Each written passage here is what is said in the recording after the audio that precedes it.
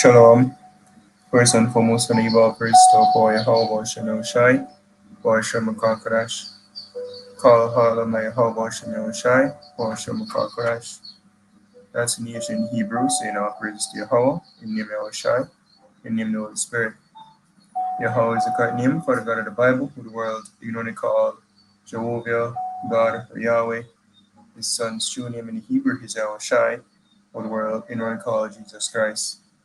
The true name for the God of the Bible in Hebrew is Yahweh. His son's true name in Hebrew is Yahushai. I want to give the honors unto our elders and apostles of Great Millstone, and shalom to all the brothers and Modi who push this word in sincerity and in truth, to all that believe in this gospel. Shalom. This lesson also in the topic, as you can see here, it's just patiently waiting for the Lord. And was meditating on, this here. It's not really a spiritual human if you read the story, if you will, was basically a kind of apparition, like for better term, that Ezra saw represent the nation of Israel. But go and read or respond when him see her cry. So this is Second Ezra chapter 9 and verse 43. Says, she said unto me, I thy servant have been barren, and had no child, though I had an husband 30 years.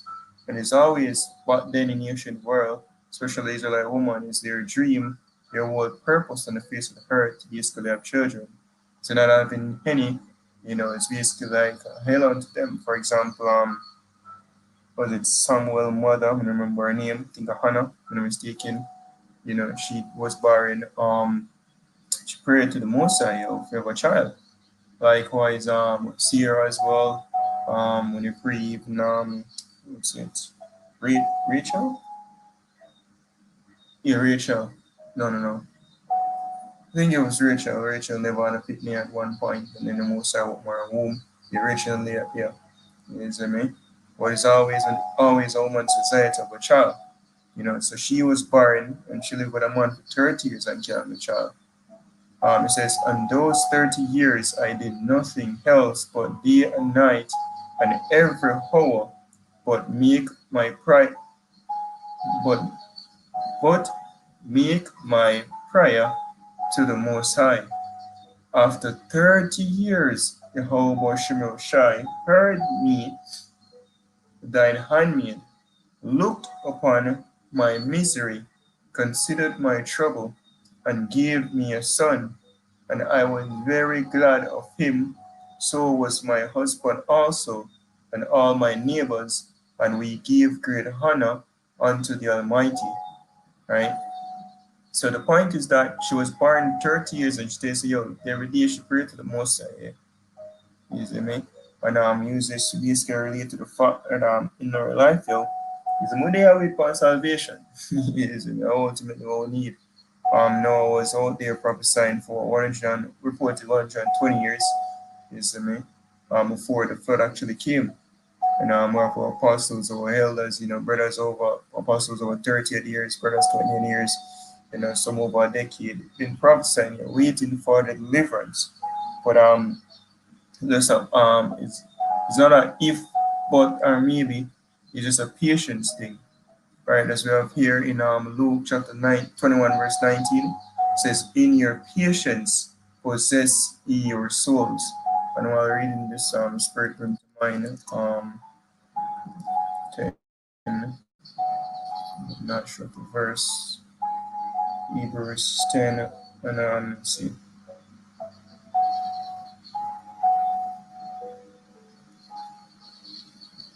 Start 22. It says, let us draw near with a true heart in full assurance of faith, having our hearts sprinkled from an evil conscience and our bodies washed with pure water.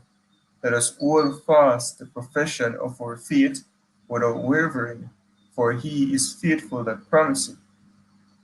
And let us consider one another to provoke unto love and good works, not forsaking the assembling of ourselves together, as the manner of some is, but exalting one another, and so much the more as ye see the day approaching. Um,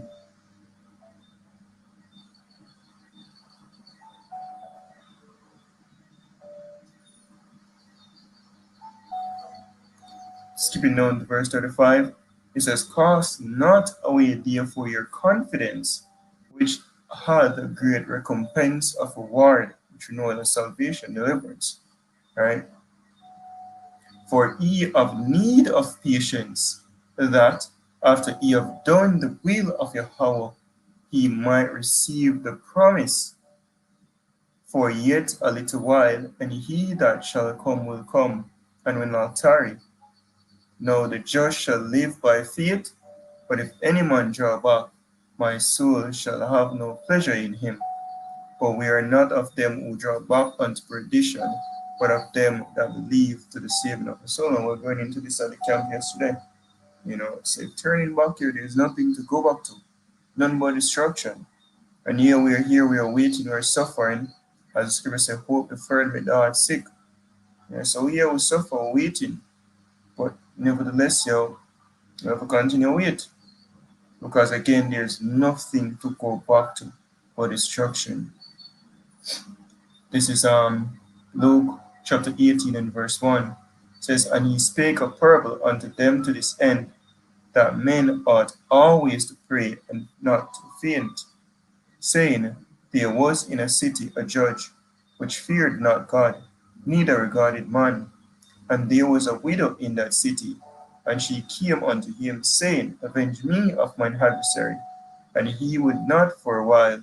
But afterward he said within himself, though I fear not God, nor regard man, yet because this widow troubleth me, I will avenge her, lest by her continual coming she weary me. And the Lord said, hear what the unjust judge saith, and shall not Yahweh Shai avenge his own elect, which cry day and night unto him? Which cry day and night unto him, though he be along with them? I tell you that he will avenge them speedily. Nevertheless, when the Son of Man cometh, shall he find faith on the earth? So Yahushua is coming back at the end of the day. But when he come, will we be still be found waiting? Will we still be found doing that which is required of us? Christ Scripture tells us to be faithful unto death. So if the case be that, well, when I see that still like the whole lot of ministry, I want to tick and still push our share come. Again, Noah did it for 120 years, and the rain did fell at the end of the day. It did rain. And same the nukes going rain in America. Yahushua will come on fire with the chariots, and the one be delivered. And it's not going to take that long, based on prophecy, because you just measure the time diligently in itself. So with the measuring, with this analyzation of prophecy, we know that we're very close. Nevertheless, we need to exercise patience, in everything we do, and make the will of the Most High play out. Again, it's not an easy thing to do. I might fight with it. You see me? Right, but hey, Scripture said the spirit is willing, but the flesh is weak. The flesh is always, I see comfort. Right, but the Scripture said, on the inward,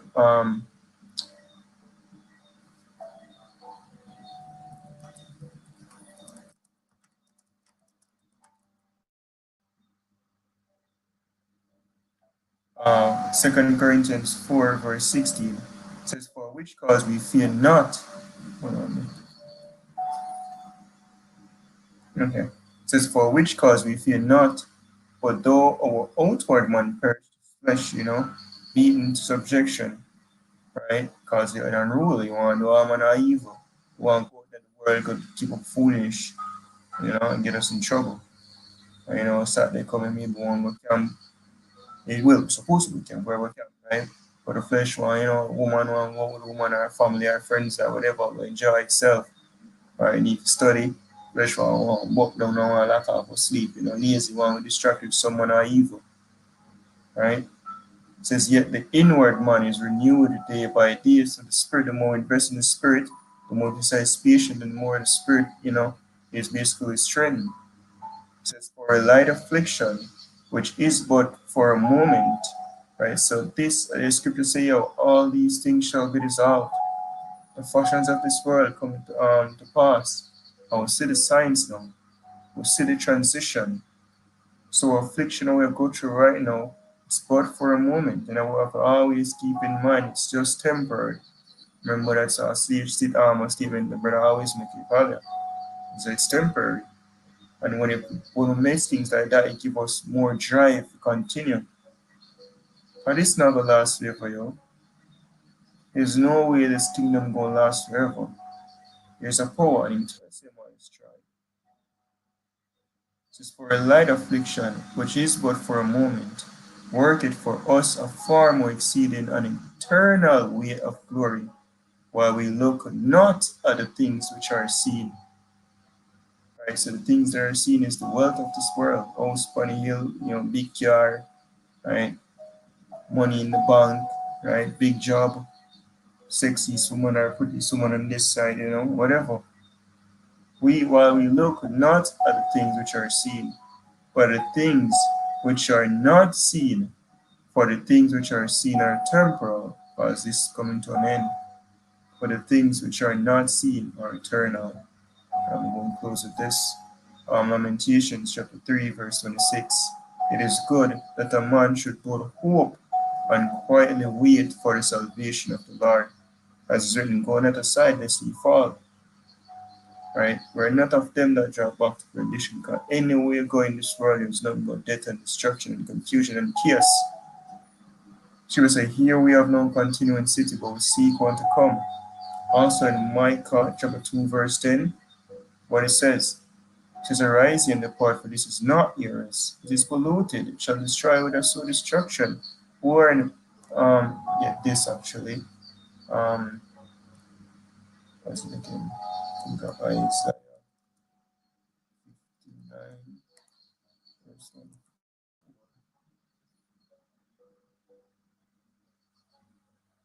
No.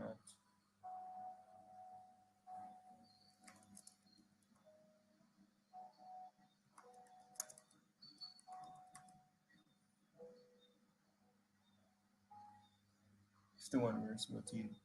Isaiah 51 verse 14 said, the captive exile, hasten it, that he may be loose and wear behind enemy's line. We're in captivity, and we can't deliver ourselves. Many have tried and failed. Today we call him national hero in Jamaica. Died, and yet we are all where yet this day in our captivity. So the only thing we can do is wait, because everything I've been tried, every other option I've tried and feel miserable. So the captive exile is that he may be loosed, and that he should not die in the pit, nor that his bread should fail. So he is indeed will pray to Yahweh Shem shall have to live for us. That's the only thing we have. Nigga always, like today, here for we know about gold for a long time, and I wait for someone come from the sky to save them, save yourself. Batman, every single one of four parents them try that shit, yo. Look how much rebellion took place. Marcus Garvey, Sam Sharp, Heng, Paul Bogo, killed, you know? Just to name a few. Notable. They were put to death. And tried. And still in a captivity because this is divine. Right, so let's go back to Lamentations 3, verse 26. It says, it is good that a man should put hope and quietly wait for the salvation of the Lord. It is good for a man that he bear the yoke in his youth. He sitteth alone and keepeth silence, because he had borne it upon him. Right? So it's patiently waiting for our powerful deliverers. We cry unto him for salvation. Because that's the only way out, right? Through your hope or Shemel Shai. And it's gonna happen. It will happen. So you say, what if some did not believe? Right? It's also do I tarry, wait for you. Surely come will not tarry for some matter of time. When it come, right, as it's written, someone in a joy in the morning, can't remember verbatim. But he will say, when the most are going to get out of captivity, will be like them that dream it, you know, right? When Yahweh Shai, let me get this actually, favorite book actually, favorite precept, John chapter 16. Let me see. I can go into the verse 22. Hmm, actually put up here. Yeah. All right. John chapter 16, verse 20. Verily, verily, I say unto you, that he shall weep and lament, but the world shall rejoice. People go party, people live their best life.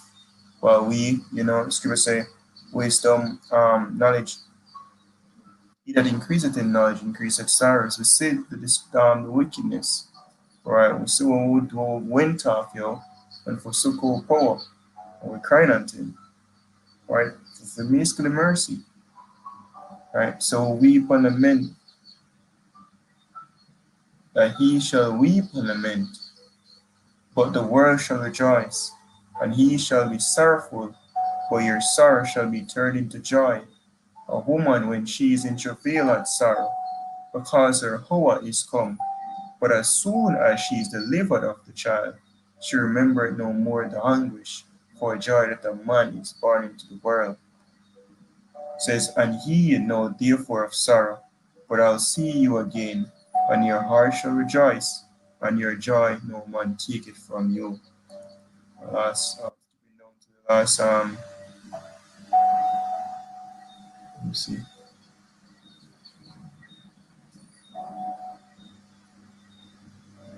Last verse, verse 33, it says, these things have I spoken unto you, that in me ye might have peace. So when you think upon the kingdom, that's where we find rest, we find true hope. Right? It's written, hope that is seen is not hope. So in your hope, shall we have peace. Start with the mind as well. Scripture says, ye shall know the truth, and the truth shall set you free. Right, so we no longer toss to and fro the wind of doctrine. We no longer get deceived by the so-called white man. If it were possible, we be deceived very elect, but it's not possible. So we have that firm, faith as an anchor of the soul will keep us stable in the time. As written, wisdom and knowledge shall be stability at thy time, and strength of salvation. Fear of the Lord is his treasure. When we look up the word stability, go back to what faith, believing in our power. Regardless of what happens, we know that, guess what? There's an end. As the scripture speak about what an expected end. How about Shemel Shai was expected end for us, yo? We'll speak about the kingdom of heaven when we will rule in righteousness. It says, in the world ye shall have tribulation, but be of good cheer. I overcome the world. And I think it's Revelation 12. So we overcome Esau, right, by the blood of the Lamb, which is Yahushua, right? So with that, hope this is edifying until like out there. Give our praise to our help, Oshim Shai, Oshim Kakurash, the ones and two elders and apostles of Pyramid Stone. Shalom to you for that. Shalom.